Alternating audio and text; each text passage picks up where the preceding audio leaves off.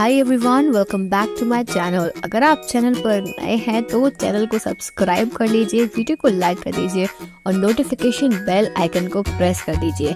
इस चैनल पर आपको मिलती है बेस्ट करियर गाइडेंस, यूनिवर्सिटी से रिलेटेड सारे अपडेट्स, साथ ही में फॉरेंसिक साइंस के स्पेशल लेक्चर्स। तो जल्दी से सब्सक्राइब कर लीजिए, लाइक कर लीजिए और वीडियो को शेयर करना मत भूलिए। Hi everyone, welcome back to my channel. I hope you all are doing good. तो आज के इस वीडियो में हम यहाँ पे डिस्कस करने वाले हैं forensic toxicology and drug analysis. तो बेसिकली ये लेक्चर नंबर 12 है। 11 लेक्चर्स हम ऑलरेडी कंप्लीट कर चुके हैं। आई होप कि वो सभी लेक्चर्स आप सभी ने देख लिए होंगे। एनएफएसयू एनएफएटी 2024 एग्जाम के आप लोग अगर प्रिपरेशन कर रहे हैं और आपके सिलेबस में basics of forensic science included है तो ये लेक्चर आपके लिए है। मैं आपको completely free of cost online course provide कर रही हूँ जहाँ पे आप अपनी प्रिपरेशन कर सकते हो। तो इस पर्टिकुलर लेक्चर में हम डिस्कस करेंगे पॉइजन्स के बारे में, टाइप्स ऑफ पॉइजन। मैं आपको पूरे टॉपिक्स बता देती हूँ। जो टॉपिक्स हम आज डिस्कस करेंगे वो ये रहे: इंट्रोडक्शन, पॉइजन, कितने तरीके के पॉइजन्स होते हैं, क्लासिफिकेशन भी पढ़ेंगे, साथ में factors affecting action of poison, फिर थोड़ा सा मैं ओपीएम के बारे में, ओपीएट्स के बारे में, कैनाबिनॉइड्स, एलएसडी, बारबिटूरेट्स और एनिमल पॉइजन, यानी कि बहुत जनरल आइडिया आपको दूंगी। पूरी की पूरी जो टॉक्सिकोलॉजी होती है उसका, पॉइजन के बारे में भी मैं आपको पूरा यहाँ पे आइडिया देने वाली हूँ। आगे बढ़ने से पहले मैं एक इंपॉर्टेंट बात बता दूं कि अगर आप फॉरेंसिक साइंस की फील्ड में एंटर हो रहे हैं और आपको इस फील्ड के बारे में नॉलेज नहीं है तो प्लीज़ इसके बारे में पूरा नॉलेज सबसे पहले ले लीजिए। अगर आपके दिमाग में क्वेश्चन चल रहे हैं कि क्या इस फील्ड में स्कोप नहीं है, क्या जॉब अपॉर्चुनिटीज़ नहीं है, या फिर कहाँ है जॉब अपॉर्चुनिटीज़, कितनी जॉब अपॉर्चुनिटीज़ है, क्या सैलरी होनी चाहिए, कैसे हम एंटर कर सकते हैं, क्या हमें पढ़ाई करनी चाहिए, कौन से बेस्ट कॉलेजेस हैं और कौन सी फील्ड अच्छी है, कैसे प्रिपरेशन करें, पढ़ाई कंप्लीट करने के बाद में हम कैसे जॉब की प्रिपरेशन करें, कैसे इंटरव्यू की प्रिपरेशन करें, इस तरीके के काफ़ी सारे क्वेश्चंस आपके दिमाग में चलते हैं और इस फील्ड में आपको कोई गाइड भी नहीं करता है। इसीलिए मैं यहाँ पे आपको 1-on-1 गाइडेंस सेशन प्रोवाइड कर रही हूँ जिसमें आप मुझसे पर्सनली बात कर सकते हो और आपके जितने भी डाउट्स हैं आप मुझसे वीडियो कॉल के थ्रू डिस्कस करके क्लियर कर सकते हो। तो आपको बस करना क्या है, डिस्क्रिप्शन में रजिस्ट्रेशन का लिंक दिया हुआ है, वहाँ जाके आपको रजिस्टर करना है। Is that clear? चलो फिर हम आगे बढ़ते हैं और स्टार्ट करते हैं आज का लेक्चर। पॉइजन के बारे में, फॉरेंसिक टॉक्सिकोलॉजी के बारे में समझते हैं। सबसे पहले what is forensic toxicology? Forensic toxicology is the study of biological samples. Okay, study of biological sample for the presence of toxin. हम बायोलॉजिकल सैंपल्स की स्टडी करते हैं ये पता लगाने के लिए कि क्या इसमें टॉक्सिन प्रेजेंट है, या ड्रग्स की स्टडी करना, या ह्यूमन बिहेवियर पे क्या अफेक्ट पड़ रहा है इन ड्रग्स का और पॉइजन्स का या टॉक्सिन्स का, उसको हम फॉरेंसिक टॉक्सिकोलॉजी बोलते हैं। फॉरेंसिक टॉक्सिकोलॉजी के वैसे तो 4 मेन यहाँ पे पार्ट रहते हैं। पोस्टमार्टम फॉरेंसिक टॉक्सिकोलॉजी, जो हम पोस्टमार्टम के बारे में लास्ट लेक्चर में पढ़ चुके हैं, ऑटोप्सी के बारे में, वो भी फॉरेंसिक टॉक्सिकोलॉजी एंड मेडिसिन का ही पार्ट है। ह्यूमन परफॉर्मेंस टॉक्सिकोलॉजी भी होता है, फॉरेंसिक ड्रग टेस्टिंग और मेडिकल टॉक्सिकोलॉजी। इतने जो है मेन 4 इसके डिसिप्लिन्स होते हैं। तो पहले हम पॉइजन समझते हैं। पॉइजन क्या है? देखो, कोई भी सब्सटेंस, एनीथिंग इज पॉइजन अगर आप उसको एक्सेस डोज में लेते हो। Even water is a poison. अगर आप बहुत ज़्यादा पानी पी लेते हो, बहुत ज़्यादा, ऐसा कई केसेस देखे गए हैं कि बहुत ज़्यादा पानी पी ले जिसकी वजह से बॉडी में जो है बाकी के न्यूट्रिएंट्स जो थे वो सब बाहर हो गए, इम्पॉर्टेंट इलेक्ट्रोलाइट्स बाहर हो गए बॉडी के, और जो है पर्सन की डेथ हो गई ड्यू टू वाटर इंटॉक्सिसिटी। तो अगर कोई भी चीज़, everything is a poison if it is taken in huge amount. अगर आप उसको ज़्यादा अमाउंट में लेते हो तो हर चीज़ पॉइजन है। समझ गए बात? तो यहाँ पे मैंने पॉइजन की जो डेफिनेशन दी हुई है, a poison is a substance. Poison वो सब्सटेंस है व्हेन एडमिनिस्टर्ड, इनहेल्ड, इंजेस्टेड, ठीक है, खाया गया हो, एडमिनिस्टर किया हो, या इंजेस्ट किया गया हो, या इनहेल किया गया हो, और वो डिलीटरेसली एक्ट करे ह्यूमन बॉडी पे, यानी कि कुछ बुरा इम्पैक्ट करे ह्यूमन बॉडी पे, उसको हम पॉइजन बोलते हैं। ठीक है, तो एविडेंस ऑफ पॉइजनिंग किस पर डिपेंड करते हैं? वेदर पॉइजनिंग एक्यूट है, क्रॉनिक है या फुलमिनेंट है। 3 तरीके की पॉइजनिंग होती है: एक्यूट, क्रॉनिक और फुलमिनेंट। एक्यूट का मतलब होता है एक्सेस सिंगल डोज, एक बार में बहुत सारा खा लिया। मान लो कोई मेडिसिन है, डॉक्टर बोलता है थोड़ा थोड़ा, सुबह एक टैबलेट, दोपहर में एक टैबलेट, फिर इतने इतने दिन के बाद टैबलेट। अब कोई वो नींद की जो गोली होती है, मान लो बहुत एक्सेस में ले लिया, एक्सेस डोज में ले लिया, तो वो बॉडी में इंटॉक्सिसिटी कॉज कर गया। एक्सेस डोज में ले लिया, वो होगी एक्यूट पॉइजनिंग, ठीक है। और several dose of poison taken over a short interval of time, या बहुत कम इंटरवल ऑफ टाइम में बार बार रिपीट कर ली वही जो सब्सटेंस था वो बार बार रिपीट कर लिया, तो उसकी वजह से पॉइजनिंग हो जाना, यानी बहुत जल्दी अफेक्ट करती है ये। फिर क्रॉनिक पॉइजनिंग जो होती है, ये क्रॉनिक एक्सपोजर, यानी कि धीरे धीरे धीरे धीरे रिपीटेटिव एक्सपोजर करते हैं उस चीज़ का, जब बार बार कोई कंज्यूम करता है। जैसे मान लो सिगरेट्स हैं, कोई कंज्यूम कर रहा है, धीरे धीरे लॉन्ग टर्म में जाके वो अफेक्ट कर रही है, समझ गए। fulminant poisoning is produced by enormous doses. In fulminant poisoning, death occurs rapidly, sometimes without preceding symptoms, and the patient appear to collapse suddenly. ठीक है, इसमें क्या होता है, enormous dose दिए जाते हैं और एकदम सडनली डेथ हो जाती है, पता भी नहीं चलता है सामने वाले को, कोई सिम्टम्स भी नहीं देखने मिलते हैं। ये fulminant poisoning है, ठीक है। अब देखो यहाँ पे हम पॉइजन के टाइप, पॉइजनिंग के टाइप एक होता है होमिसाइडल, एक कैटल पॉइजनिंग, एक बिसलिनियस।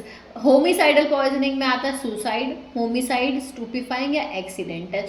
सुसाइड यानी कि कोई खुद को खत्म करने के लिए जब पॉइजन कंज्यूम करे, होमिसाइड यानी मर्डर, स्टूपिफाइंग यानी कि धोखे से किसी को खिलाया जाता, धोखाधड़ी करके खिलाया जाए, बताया ना जाए कि क्या खा रहा है सामने वाला, और एक्सीडेंटल, गलती से कुछ खा लिया जाए।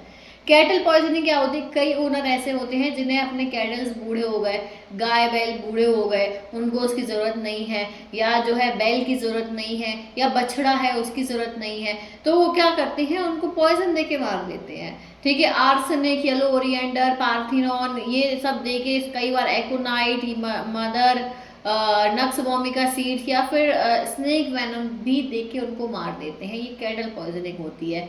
फिर मिसलिनियस में आता है जुडिशियल और अबॉर्टिफिकेशन। अबॉर्टिफिकेशन में बेसिकली क्या होता है कि जैसे भ्रूण हत्या जैसे हम बोलते हैं, अबॉर्शन, अबॉर्शन के लिए यूज़ किए जाते हैं जो पॉइजन, वो अबॉर्टिफिकेशन में आता है। क्लियर, बहुत डिटेल में नहीं पढ़ा रही हूँ मैं, काफ़ी इंटरेस्टिंग टॉपिक है, बहुत सारा है, बस आप ऊपर ऊपर से समझ लो चीज़ें।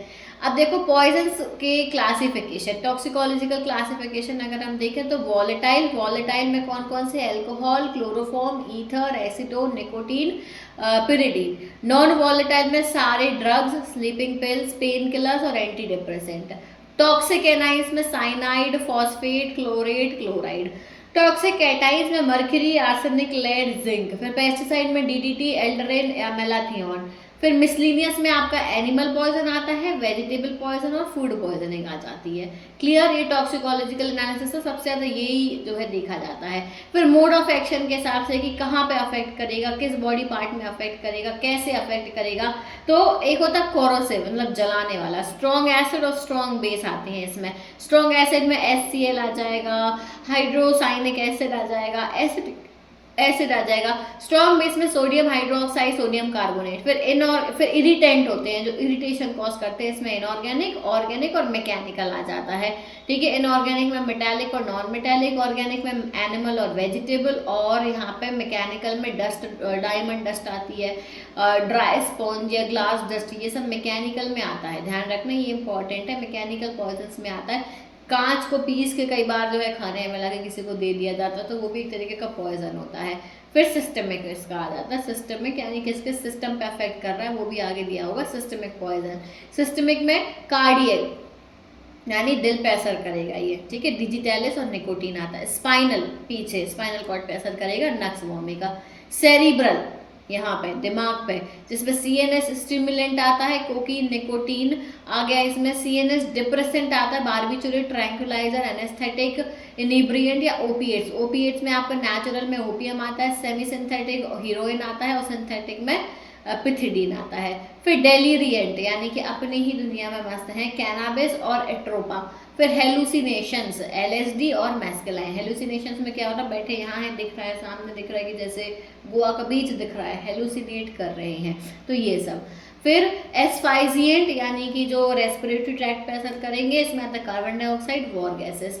फिर पेरीफेरल, इसमें आता है क्यूरेर और कोनियम। ठीक है, ये सिस्टमेटिक के सिस्टम पे जाके अफेक्ट कर रहे हैं, मोड ऑफ एक्शन के हिसाब से ये थे, समझ गए। फिर यहाँ पे दिया है कि फैक्टर्स अफेक्टिंग, क्या क्या फैक्टर्स अफेक्ट कर सकते हैं, तो बहुत सारे फैक्टर्स होते हैं, कितना डोज दिया है, किस रूट से दिया गया है, टेम्परेचर क्या था, पीएच क्या था, ऑक्सीजन में डिजोल्व होता है या नहीं होता है, किस एज वाले को दिया है, किस सेक्स को दिया है, मेल फीमेल क्या है, ठीक है, तो एब्जॉर्प्शन कैसे हो रहा है, डिस्ट्रीब्यूशन कैसे हो रहा है, मेटाबॉलिज्म कैसे हो रहा है, ये सब फैक्टर्स पे डिपेंड करता है। क्लियर है पॉइजन का एक्शन। अब ओपीएम की बात करें, ओपीएम क्या होता है, ओपीएम जो है एक तरीके की डिप्रेसेंट ड्रग है। आप सभी ने ओपीएम का नाम सुना होगा। ओपीएम जैसे हम पैप, ओपीएम पॉपी का जो प्लांट होता है इस तरीके से दिखता है, पैपावर सोमनिफेरम हम इसको बोलते हैं। ये जो है ये स्लो डाउन कर देता है मैसेज को, जो ब्रेन से बॉडी में मैसेजेस ट्रैवल हो रहे हैं, हमारी पूरा बॉडी जो है ब्रेन पे काम कर रही है, यहाँ से मैसेज आता है हम तभी कुछ ही रिएक्ट करते हैं, नहीं तो नहीं कर सकते हैं, तो उसको स्लो डाउन कर देता है। तो ओपीएम पॉपी जो है पैपावर सोमनिफेरम जैसे हम बोलते हैं, सबसे पुराना अर्लीस्ट प्लांट है जो मेडिसिनल यूज में आता है, लेकिन ये ड्रग ऑफ अब्यूज में भी आता है, ध्यान रखना इस चीज का। तो रूट ऑफ एडमिनिस्ट्रेशन क्या है, ये प्राइमरीली दिया जाता है पेन रिलीफ के लिए, थोड़े अमाउंट में तो पेन रिलीफ में काम आता है, ठीक है। तो ये ओरल भी दे सकते हैं, इंट्रामस्कुलर, इंट्रावीनस या सबक्यूटेनियस फॉर्म में दिया जा सकता है। क्लियर है। अब इसका फेटल डोज, फेटल डोज का मतलब होता है कि हानिकारक, फेटल पीरियड भी मतलब कितनी देर में असर करेगा, हानिकारक कितनी देर में होगा, क्या सिम्टम्स होते हैं, क्या ट्रीटमेंट होता है। तो देखो फेटल डोज जो है वो 2 ग्राम है, अगर 2 ग्राम किसी ने कंज्यूम कर लिया तो वो दिक्कत कर जाएगा। और इसी से जो बनाया जाता है मॉर्फिन बनता है और कोडीन, तो मॉर्फिन 0.2 ग्राम हानिकारक है और कोडीन जो है 0.5 ग्राम जो है फेटल डोज में आता है। पीरियड क्या 6 से 12 घंटे में ये अपना असर दिखाएगा। रेस्टलेसनेस फील होगी, बहुत इरिटेशन होगी, इंसोम्निया, नींद नहीं आएगी, डिप्रेशन फील होगा, रोना आएगा, diarrhoea, sweating, restless sleep, muscle cramps होंगे, नोजिया होगा, वॉमिटिंग होगी, ये सब सिम्टम्स होते हैं ओपीएम पॉइजनिंग के, ठीक है। और जो यहाँ पे क्या लिखा है कि एडिक्शन होता है, ओपिएट एडिक्शन होता है, मेथाडोन, ब्यूप्रेनॉर्फिन या नेल्ट्रेक्सोन, समझ गए। ओपीएम की जो खेती है वो हमारे यहाँ पे बैंड है, सरकार अपने अंडर में इसकी खेती कराती है क्योंकि ये मेडिसिनल पर्पस में यूज होता है, तो गवर्नमेंट के अंडर में ही इसकी खेती होती है, जिनके पास में लाइसेंस है वही इसकी खेती कर सकते हैं, वही बेच सकते हैं। समझ गए बात को, क्लियर हो गया ओपीएम के बारे में। अब आ जाओ सेमी सिंथेटिक ओपिएट्स, जो ओपीएम से ही बन रहे हैं उन्हें हम सेमी सिंथेटिक ओपिएट्स बोलते हैं, जिसमें हाइड्रोमॉर्फिन, हाइड्रोकोडोन या ऑक्सीकोडोन आता है। तो ये सेमी सिंथेटिक, इसमें इलीगल शेड्यूल 1 ड्रग, जो इलीगल शेड्यूल 1 ड्रग का सेक्शन है उसमें भी दी हुई है हीरोइन, ठीक है, जो मॉर्फिन से बन रहा है। हीरोइन का तो नाम सुना ही होगा, कई बार जो है ऐसा हम न्यूज़ में सुनते हैं कि इतने किलो हीरोइन पकड़ी गई, इतने ग्राम हीरोइन पकड़ी गई, वो इसी से बनती है, सेमी सिंथेटिक है, मॉर्फिन से हीरोइन बनाते हैं और मॉर्फिन जो है वो ओपीएम से ही बन रहा है। तो ये सब ड्रग्स हैं, समझ गए। अब कैनाबिनॉइड्स की बात करें, कैनाबिनॉइड्स यानी कैनाबिस प्लांट जो है, कैनाबिस प्लांट से आपको कैनाबिनॉइड मिलते हैं और यहाँ पे जो है टेट्राहाइड्रोकैनाबिनॉल, ये इसका जो है एक्टिव प्रिंसिपल है, टेट्राहाइड्रोकैनाबिनॉल, जैसे हम THC बोलते हैं। बेसिकली बहुत सिंपल लैंग्वेज में समझो तो गांजा का नाम सुना है, गांजा ये वही है, ठीक है। गांजा का जो प्लांट है उसमें सारी चीज़ें ही जो है वो साइको एक्टिव कंपाउंड होती हैं। प्राइमरीली बहुत सारी चीज़ें हैं, इसकी लीव्स, रूट, ऑयल, क्रीम, बहुत कुछ बनता है इसका, और जो है ये बहुत तरीके से कंज्यूम किया भी जाता है। अब देखो इसको स्मोक किया जाता है, इसका जो ड्राइड फ्लावर होता है उसको स्मोक किया जाता है, पत्तियों को स्मोक किया जाता है और हशिश बनता है, हशिश ऑयल सुना होगा, ये भी जो है एक तरीके की ड्रग ही होती है। फेटल डोज क्या है, लीथल डोज ऑफ चरस, चरस गांजा भांग ये इसी प्लांट से बन रहा है, चरस गांजा भांग, ध्यान रखना। तो जो है चरस 2 ग्राम फेटल होता है यानी बहुत डेंजरस है, गांजा 8 ग्राम, भांग 10 ग्राम बहुत फेटल होता है पर किलो बॉडी वेट, ठीक है। फेटल पीरियड क्या है, 12 घंटे में ये एक्यूट पॉइजनिंग कॉज कर देगा, 12 घंटे के अंदर, बहुत डेंजरस है।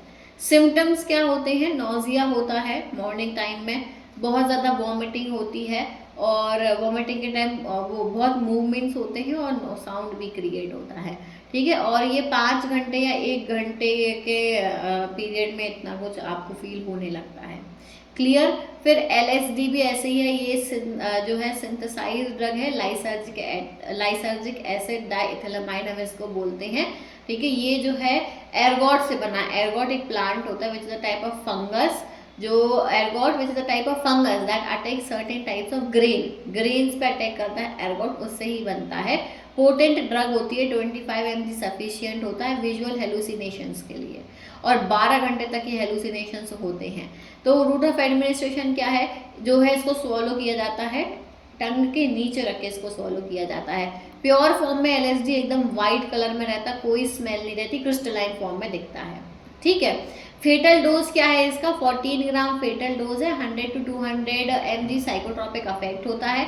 फेटल पीरियड आधे घंटे के टाइम में दिखने लगता है, और 2 से 6 घंटे तक आप एकदम पीक पे पहुंच जाता है हेलुसिनेशन, और 12 घंटे के बाद में भी चलता रहता है, फिर धीरे धीरे फेड होता है। सिम्टम्स वही हेलुसिनेशन, डिप्रेशन के फ्लैशबैक्स आते हैं, एंजाइटी होती है, और हार्ट रेट बढ़ जाता है, बॉडी टेम्परेचर बढ़ जाता है, डायलेटेड प्यूपल देखने को मिलता है, ये सब इसके सिम्टम्स होते हैं। फिर बारबिचुरेट्स सेडेटिव हिप्नोटिक मेडिसिन होती हैं जो सीजर डिसऑर्डर के लिए ट्रीटमेंट में दी जाती हैं, बारबिचुरेट्स ट्रीटमेंट में, समझ गए। और ये रिलैक्सेशन ऑफ स्लीपीनेस जो है कॉज करता है, बॉडी को रिलैक्स करता है। शॉर्ट एक्टिंग होता है बारबिचुरेट्स, पेंटोबार्बिटॉल या सीजोबार्बिटॉल होता है, और इंटरमीडिएटली एक्ट करते हैं। लॉन्ग एक्टिंग में क्या होता है, इंक्लूड फिनोबार्बिटल और पेरीमिडॉन, बेसिकली नाम दिए, इतना नहीं डिटेल में जाना, बस इतना याद रखो। सीडेटिव हिप्नोटिक मेडिसिन होते हैं जो इंसोमनिया और एंजाइटी और कोमा और सीजर्स हैं, अगर किसी को इस टाइप के प्रॉब्लम्स में ट्रीटमेंट में दिए जाती हैं। क्लियर हो गई। फिर एनिमल पॉइजन, अब एनिमल पॉइजन में बहुत सारे ऐसे एनिमल्स होते हैं जो पॉइजनस होते हैं, जैसे कि आप देखो कि वाइपर्स, स्नेक के बारे में इसमें बेसिकली दिया है, बाकी स्नेक के अलावा भी बहुत सारे होते हैं, स्कॉर्पियन होता है, बीज होती हैं, एंड्स होती हैं, और लिजर्ड्स भी होती हैं। तो बहुत सारे ऐसे पॉइजनस एनिमल्स देखते हैं। तो यहाँ पे स्नेक पॉइजन के बारे में समझाया गया है। स्नेक पॉइजन में भी 2 तरीके के स्नेक होते हैं, एक पॉइजनस स्नेक होते हैं, एक नॉन पॉइजनस स्नेक होते हैं। पॉइजनस वाले को हम वेनोमस बोलते हैं, नॉन पॉइजनस को नॉन वेनोमस बोलते हैं, समझ गए बात को। तो फेटल डोज क्या है, 15 mg of dried cobra venom या 20 mg ऑफ वाइपर वेनम, और डेथ कॉज होती है भाई कोबरा वेनम से कुछ मिनट या घंटे में, और वाइपर के वेनम से कुछ दिन में डेथ कॉज हो जाती है। Okay, so that is it, इतनी आपको जानना था। और डिटेल में पढ़ना हो तो मेरी टॉक्सिकोलॉजी की पूरी प्लेलिस्ट बनी है, आराम से पढ़ो, कोई दिक्कत नहीं है, ठीक है। पहला question, forensic toxicology primary deals with analysis of fingerprint, poison, blood type, DNA, तो बहुत इजी है। Next, which of the following is an example of a chemical poison. Chemical poison कौन सा है, snake venom, cyanide, bee sting या mushroom toxin. Ophitoxaemia refers to, क्या होता है ये बताओ। ऑर्गेनोफॉस्फोरस पॉइजनिंग, ये थोड़ा टफ है ना, मैंने ये नहीं पढ़ाया है। Heavy metal poisoning, scorpion venom poisoning, snake venom poisoning. Stas Otto process is use for extraction of, Stas Otto process का यूज किस लिए होता है, ethanol from blood, poison from viscera, ptyalin from saliva, uric acid from, ठीक है। Okay, ये तो hypothermia in a patient of poisoning indicate to all except किस में नहीं होता है, हाइपोथर्मिया, बॉडी का बढ़ जाना, टेम्परेचर बढ़ जाना बॉडी का। आंसर देने आपको कमेंट सेक्शन में, ठीक है। और इतना ही था आज का लेक्चर, ये लेक्चर यहीं खत्म होता है, अगला लेक्चर कल आएगा, और हम जो है यहाँ पर टोटल अप्रॉक्स 15 लेक्चर्स कंप्लीट करेंगे। फिर आपको मैं जनरल टेस्ट के भी क्वेश्चन कराऊंगी जो जनरल नॉलेज है, और रीजनिंग का भी एक जो है मैं 50 क्वेश्चन का, टॉप 50 क्वेश्चन का वीडियो लेकर आऊंगी। Okay, so that is it. Thank you so much for watching this video. I see you soon in the next video. Till then, take care everyone. Bye bye.